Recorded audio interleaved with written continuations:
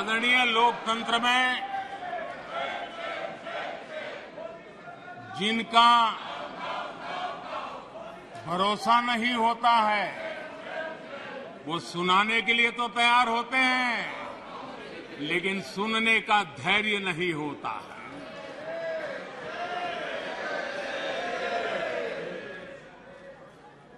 अपशब्द बोलो, भाग जाओ। कूड़ा कचरा फेंको, भाग जाओ। झूठ फैलाओ, भाग जाओ। यही जिनका खेल है। ये देश इनसे अपेक्षा ज्यादा नहीं कर सकता है।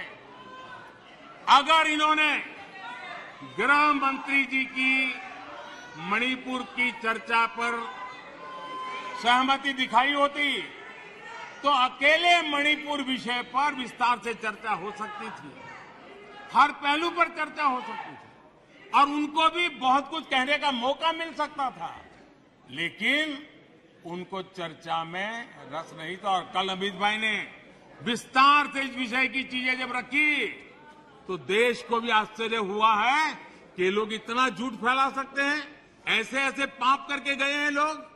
और उन्होंने आज जब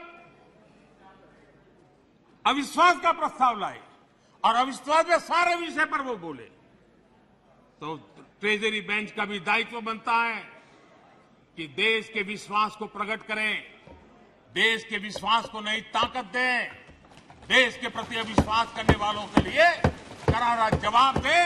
ये हमारा भी दायित्व बनता है। हमने कहा था अकेले मणिपुर के लिए आओ, चर्चा करो। गृह मंत्री जी ने चिट्ठी लिख करके कहा था, उनके विभाग से जुड़ा विषय था, लेकिन साहस नहीं था, इरादा नहीं था और पेट में पाप था, दर्द पेट में हो रहा था और फोड़ रहे थे सर। इसका ये परिणाम था। आदरणीय अध्यक्ष जी, मणिपुर की स्थिति पर देश के गृह मंत्री श्रीमान अमित शाह ने कल 2 घंटे तक विस्तार से और बड़े धैर्य से रत्ती भर भी राजनीति के बिना सारे विषय को विस्तार से समझाया, सरकार की और देश की चिंता को प्रकट किया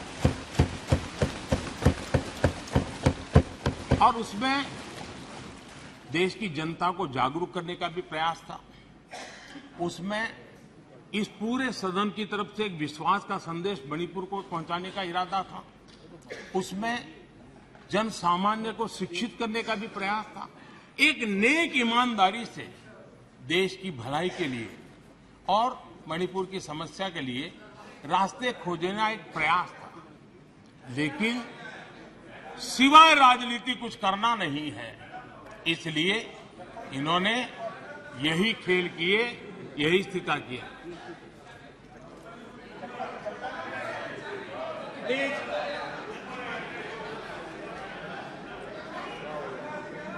आदरणीय अध्यक्ष महोदय,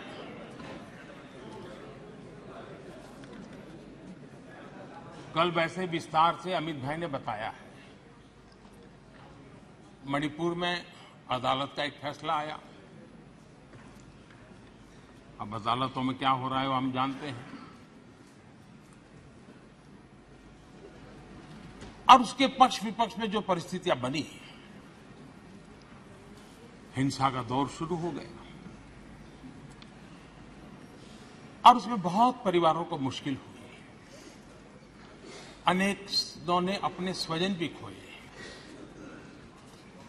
महिलाओं के साथ गंभीर अपराध हुआ और ये अपराध अक्षम्य है और दोषियों को कड़ी से कड़ी सजा दिलवाने के लिए केंद्र सरकार, राज्य सरकार मिलकर के भरपूर प्रयास कर रही है। और मैं देश के सभी नागरिकों को आश्वस्त करना चाहता हूं कि जिस प्रकार से प्रयास चल रहे हैं, निकट भविष्य में शांति का सूरज जरूर उगेगा। मणिपुर फिर एक बार नए आत्मविश्वास के साथ आगे बढ़ेगा। मैं मणिपुर के लोगों से भी आग्रहपूर्वक कहना चाहता हूं, वहां की माताओं, बहनों, बेटियों से कहना चाहता हूं, देश आपके साथ है। ये सदन आपके साथ है। हम सब मिलकर के, कोई यहां हो या ना हो,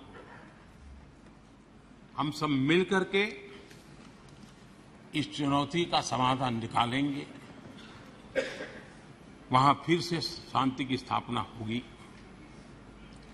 मैं मणिपुर के लोगों को विश्वास दिलाता हूं कि मणिपुर फिर विकास की राह पर तेज गति से आगे बढ़े।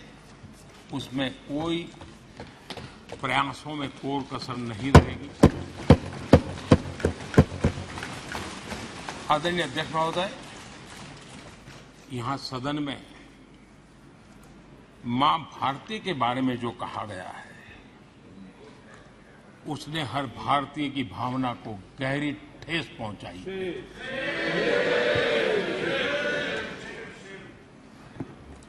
अध्यक्ष जी, पता नहीं मुझे क्या हो गया है। सत्ता के बिना ऐसा हाल किसी का हो जाता है। सत्ता सुख के बिना जी नहीं सकते। और क्या क्या भाषा बोल रहे हैं। आदरणीय अध्यक्ष जी, पता नहीं क्यों कुछ लोगों को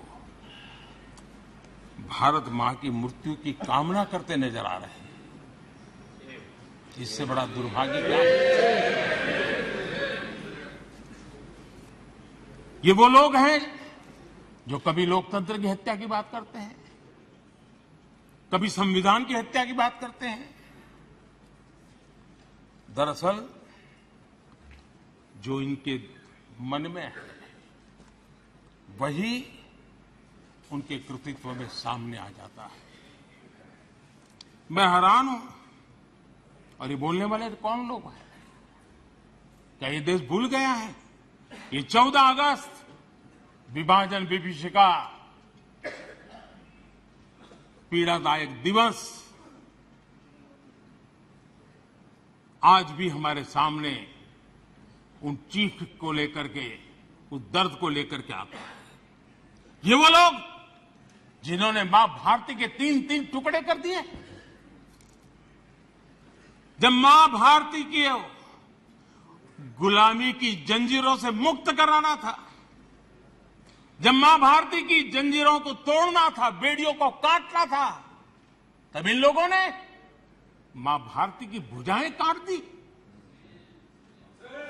मां भारती के 3-3 टुकड़े कर दिए।